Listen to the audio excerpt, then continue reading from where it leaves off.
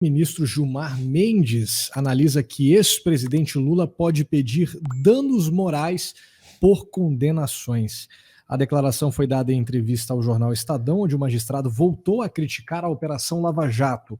Em entrevista ao jornal Estadão, divulgada no último dia 18, o ministro do Supremo Tribunal Federal, Gilmar Mendes, analisou a decisão da corte que anulou as condenações do ex-presidente petista Luiz Inácio Lula da Silva. De acordo com o magistrado, a Operação Lava Jato provocou um colapso no judiciário do país, atingindo da primeira instância até o Superior Tribunal de Justiça, pois essas instâncias teriam sucumbido às pressões políticas da força-tarefa que comandou a operação em Curitiba. O ministro Gilmar Mendes ressaltou ainda que o STF anulou as condenações contra o ex-presidente por questões processuais, ao concluir que os casos não deveriam ter ficado em Curitiba. Abre aspas, não foi uma absolvição, fecha aspas, observou ele. Ao ser perguntado se o ex-presidente Lula poderia pedir indenização por danos morais, o ministro respondeu, abre aspas, não sei se ele vai fazer, mas é uma questão a ser considerada, fecha aspas, afirmou Gilmar Mendes.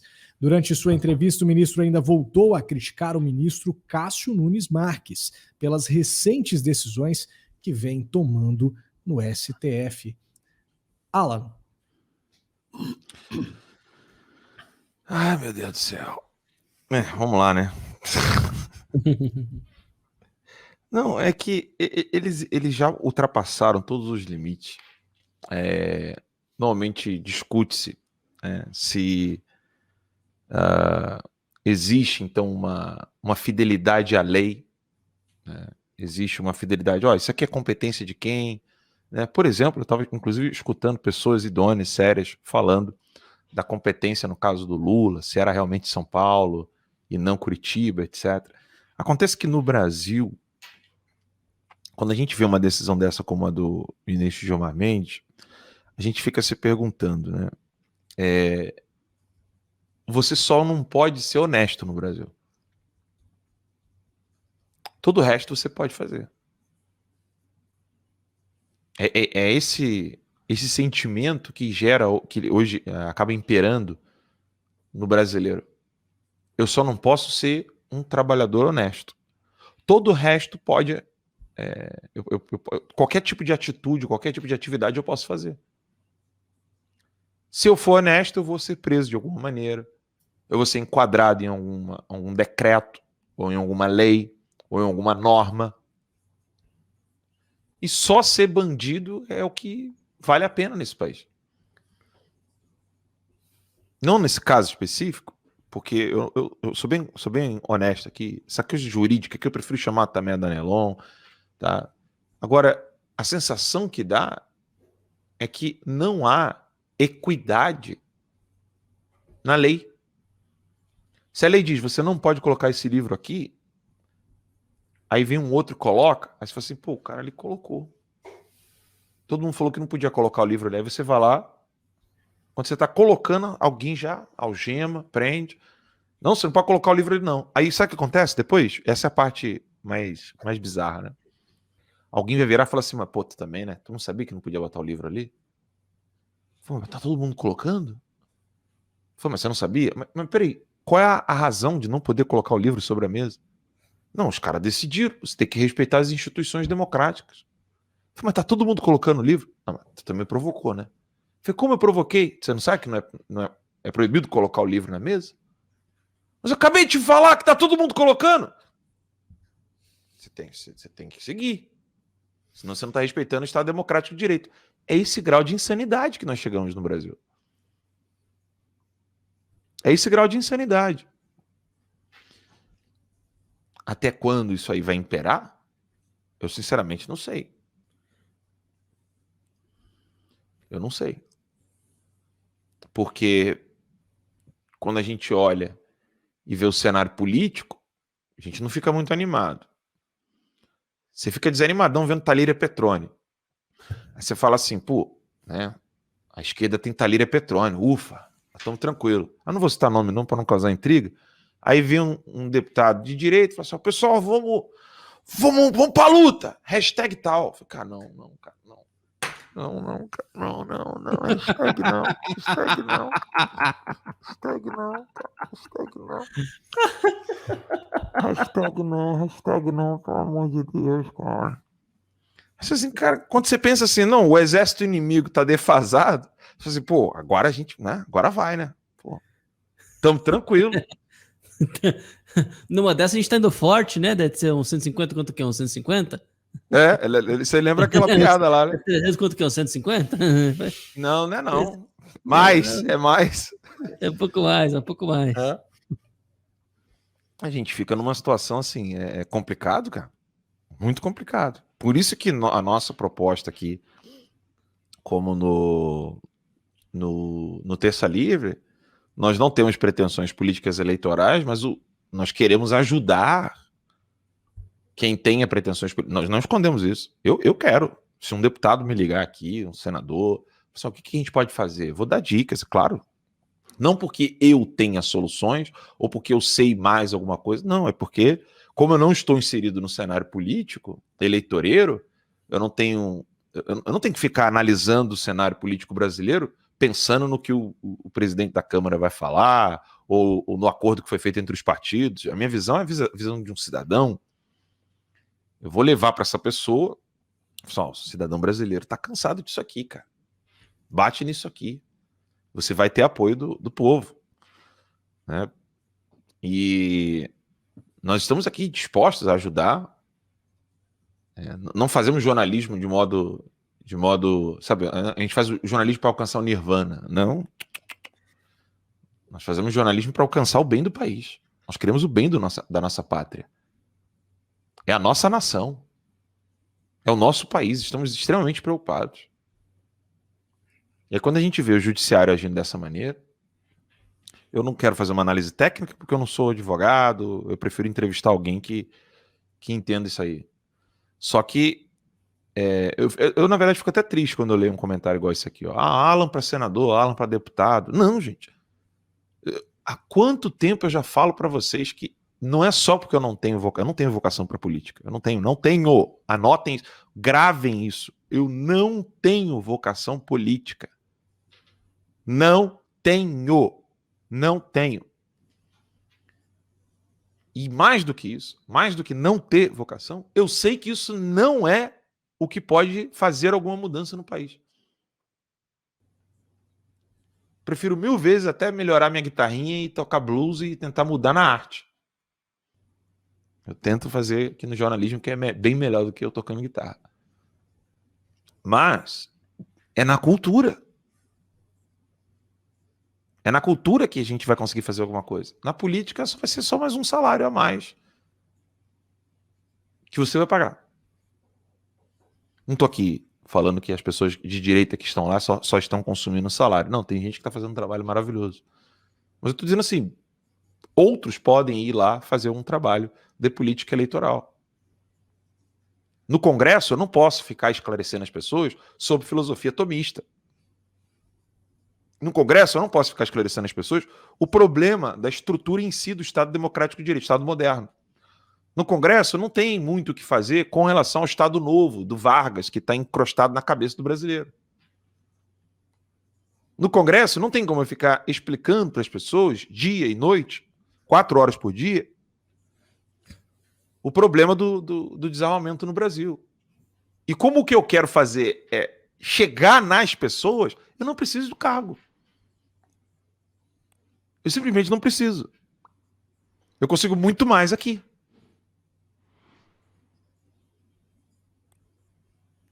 Enfim. Carlos. E a questão, por exemplo, respondendo, né, a questão relativa à força-tarefa da Lava Jato, trabalho digno de louvor, o que ele fez, na verdade, de colapso foi colapsar estruturas do crime organizado. 6, 8 empreiteiras escolhidos por um governo, por uma estrutura do PT, do governo junto com o MDB, do governo do PT e da Dilma, empresas que nós conhecemos como de engenharia pesada, com alto grau de técnica, né, na área de engenharia, se tornaram mega concentradoras de negócios no Estado brasileiro.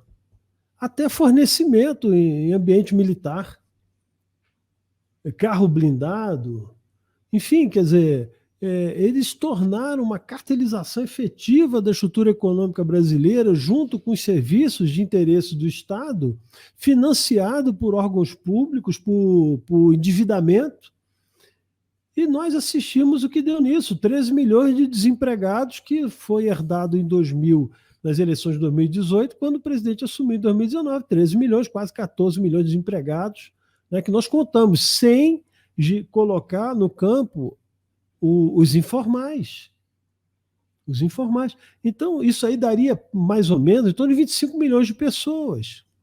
Então, a Lava Jato atacou essa estrutura de poder central do país, colapsou o crime organizado, repito, né?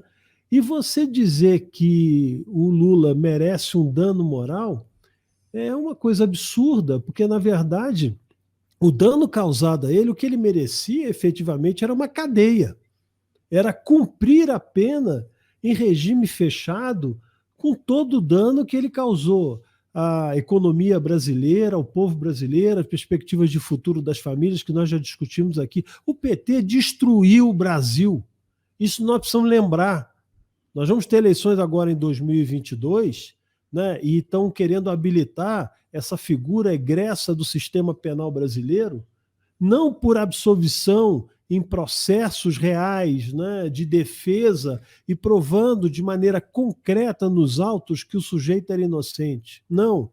O sujeito ele foi alterado a sua condição eleitoral por um mero processo de entendimento de que uma origem de julgamento não era aquela efetivamente se esperava. Então, anulou não a condenação, anulou o processo, né, no sentido de que não é o juiz originário Curitiba, mas sim Brasília, né, que é o que ficou definido. Mas ninguém apagou absolutamente a condenação. O que vai gerar, de fato, é exatamente isso.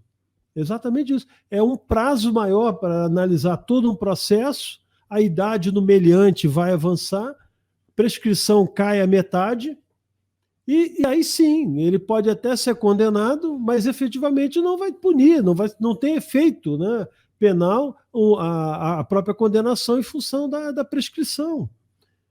Então, a questão que nós precisamos lembrar é essa organização criminosa cartelizou essas empresas todas do Brasil. A gente vê agora companhias, por exemplo, que eram um mero açougue, né, e viram uma potência mundial. Contratou, comprou, fez aquisições do mercado americano, fez o mercado americano de proteína animal. Está fazendo uma das maiores operações, né, de recursos, e é uma das empresas que tem maior recurso líquido em caixa. Entendeu? Não vou citar aqui, obviamente, por consequências naturais de mercado, porque é uma empresa listada na Bolsa de Valores, e não quero gerar nenhum dano nesse aspecto, mas isso é um fato concreto, financiado pelo dinheiro público, pelo dinheiro do pagador de imposto, por exemplo, que precisa hoje de um auxílio emergencial e não vai ter condição do Estado ajudar, porque esses são os verdadeiros sanguessugas da estrutura pública, dos recursos públicos, e que vão eventualmente estar representados os seus interesses no âmbito político, abrindo CPIs, questionando pessoas como nós. Então, é isso que precisa ficar bem claro. Com a gente ouvir um ministro do Supremo Tribunal falar nesse nível, a gente observa que, de fato, o país precisa encontrar, né, uma saída para que essas elites políticas, econômicas e jurídicas, né, não sejam tão absolutas quanto elas se apresentam hoje. E é interessante, né, Carlos? Tá tendo uma discussão esses dias, né? Eu acho que eu tenho um pouco de masoquismo, porque eu participo de uns grupos de Facebook de discussão, né? Que você tem lá uns petistas, você ainda tem um pessoal ali, né? E esses dias um rapaz veio com aquele argumento, né? Ah, não, porque na época do Lula a gente podia comprar geladeira, eu comprei carro, meu pai mobiliou a casa, enfim, né? Pessoal, muito que bem, na época do Lula, ninguém contesta na década passada, né, ou retrasada, né, a gente tá em 2021 já, né, na década retrasada nós tivemos aí um período de bonança, né. Eu usei um exemplo para tentar explicar para ele por que não fazia sentido você atribuir isso, né, como um mérito do Lula, né. Eu disse o seguinte, pessoal, bom, e isso você pode usar, você que está em casa, use esse exemplo também, né, para contrapor alguém que venha com esse argumento aí de que na época do Lula, né, na época do governo PT, você teve aí alguma bonança. Imagina o seguinte, eu chego para você, Cássio, eu chego para você em janeiro e dou para você R$ 5.000. Aí eu digo para você, bom, eu vou te dar R$ 5.000 todos os meses esse ano. A sua qualidade de vida vai aumentar, certo? Correto. Né? A qualidade de vida vai aumentar, né? Vamos supor que eu faça isso em 2022, né, para dar um ano cheio, né? Eu dou, né, em cada mês eu vou lá e pingo R$ 5.000 pro Cássio, né? 2022 vai ser um puta de um ano pro Cássio. R$ 5.000 a mais todo mês, né? Muito que bem. Só que chega no final do ano de 2022 e ele descobre que cada mês eu fazia um empréstimo de R$ 20.000 no nome dele, né? Pegava R$ 5.000 e dava para ele e embolsava os outros 15. E que ele tá com a bagatela aí de uma dívida aí de 240 mil fora os juros do que já correu, né? Eu pergunto para ele, você vai ficar grato a mim pelo 2022 excelente que você teve, ou você vai ficar puto comigo pela próxima década que você vai levar para pagar essa brincadeira que eu fiz com o teu nome? É óbvio que o segundo. É óbvio que esse é o problema do PT, né? Essas políticas sociais que o PT fez aí durante a década passada e retrasada, né? Por mais que tenham causado aí uma melhora, uma aparência de melhora momentânea, né? Mais corroeram do que de fato beneficiaram. É só ver o tipo de país que o PT entregou. O PT já estava em recessão quando a Dilma foi empichada.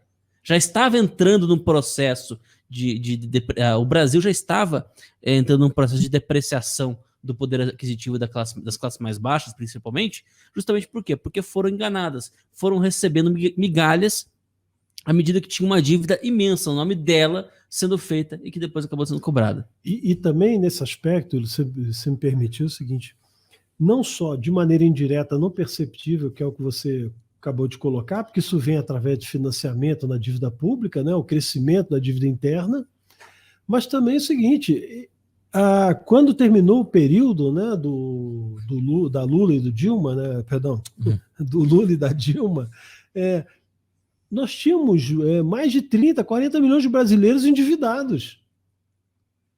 Entendeu? Então, endividado significa o seguinte, com o risco de não ter capacidade de honrar as suas dívidas. Não é que a dívida ela é salutar no sentido que você consegue ter um capital, acumula, gera produtividade, você investe, aí você, enfim, aplica aquele recurso na capacidade que você tem daquele retorno ser maior para você do que os juros que você tem que pagar.